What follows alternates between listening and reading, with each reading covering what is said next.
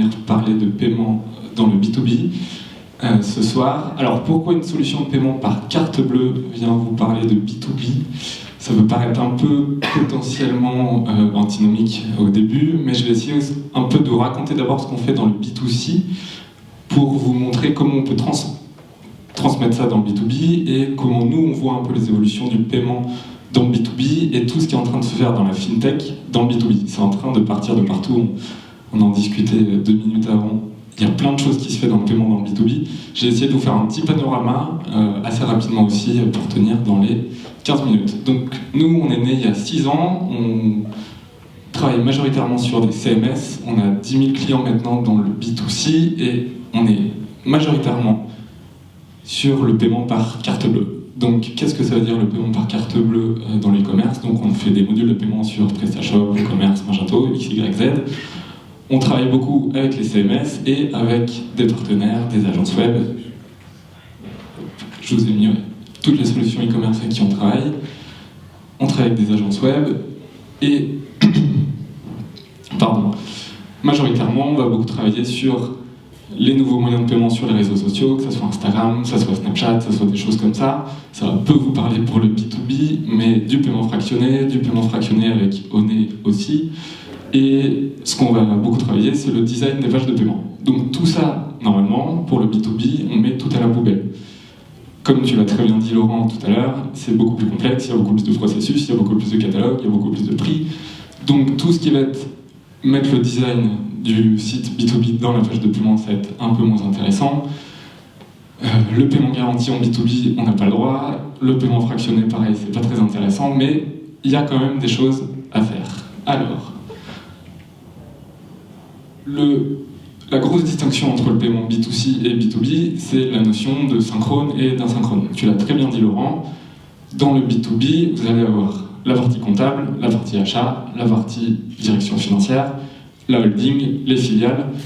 Donc sur un même paiement, une même commande, on peut avoir à peu près 6 niveaux de validation qui vont mettre justement des délais de paiement. Donc là, on va être face à la loi LME, qu'on n'a pas du tout en B2C, où on va aller sur des délais de paiement de 30 à 60 jours. Donc on va avoir des notions de virement, de prélèvement et de choses comme ça, où la carte bleue va potentiellement avoir un peu moins d'importance. Alors que dans le paiement synchrone, ce qui veut dire immédiat, on va très facilement pouvoir faire des paiements par carte, des paiements via wallet, des paiements via espèces dans sa boutique, mais c'est vraiment la première distinction qu'il faut bien que vous ayez en tête. Le paiement asynchrone et le paiement synchrone ne se gèrent pas du tout de la même manière. Donc, qu'est-ce qu'on peut faire pour faire cette transition entre le B2C et le B2B? Je vous ai mis un premier exemple. Il y a des Suédois, je ne sais pas si vous connaissez cette solution de paiement, qui s'appelle Klarna, qui ont voulu mettre toute l'intelligence du B2C et du B2B et d'en faire des produits mixés. Grosso modo, ils ont mis des délais de paiement dans le B2C. Ils ont mis du pay later, ça veut dire que le débit de la carte va se faire soit 30 jours, soit 45 jours, soit 100 jours plus tard à la livraison du produit. Donc on revient là par contre sur les délais du B2B, mais qu'on va introduire dans le B2C. Donc tout ça pour vous introduire que le paiement dans le B2B, ça peut toucher à peu près tous les pans de la société. Donc là, c'est potentiellement un peu exhaustif, mais je vous ai mis toutes les fintech, comme nous en ce moment, qui sont en train de travailler sur le paiement dans le B2B. Il va y avoir, donc à la fois, je pense que vous avez entendu parler de Payfit, de choses comme ça, qui elles aussi gèrent du paiement. Et surtout, je vous ai mis aussi des sociétés comme GoCardless qui vont, elles, gérer du prélèvement et aussi du virement. Il y a des sociétés aussi comme Limonetic. Et en fait, il faut vraiment se poser la question à quel moment le paiement va impacter vos process du B2B. Donc ça peut être sur soit de la facturage, soit du financement du BFR, soit du paiement de commande, soit de la gestion de vos fournisseurs également, de la gestion de la fraude, le financement du BFR à moyen et court terme. Donc en fait, le paiement peut impacter tous les différents secteurs de la société dans le B2B.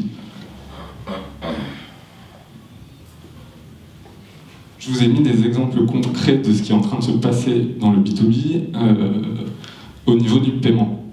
Il y a eu la DSP2, je pense que chez DND vous en avez entendu parler en long, en large et en travers par certains de mes collègues. Ça a permis d'ouvrir différentes API entre les banques, ça on pourra en parler plus tard.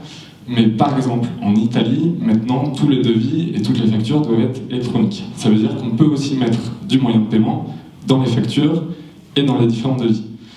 Et ça, c'est déjà live depuis janvier 2019, et tous les pays européens sont en train de faire à peu près la même démarche. Il y a aussi la norme ISO 222 sur l'interopérabilité des paiements cross-border. Je vous remets cette slide parce que dans le B2B, si vous avez des grosses boîtes, il y a généralement un DAF, un gestionnaire de trésorerie, qui vont eux beaucoup faire attention aux différents taux de change et aux différentes choses comme ça. Et en effet, il y a de plus en plus de sociétés, notamment l'imonétique, qui sont en train d'adresser ces différentes problématiques. Je vous ai mis un autre exemple aussi. Il y a Philips qui est en train de déployer, donc c'est Philips Healthcare, qui vendent les grosses machines dans les hôpitaux, en fait tout un système à la fois, via une plateforme B2B, qui unifie tous les paiements entre ces différents fournisseurs, ces différents clients. Tout ça en paiement électronique, à la fois par carte bancaire et à la fois par virement.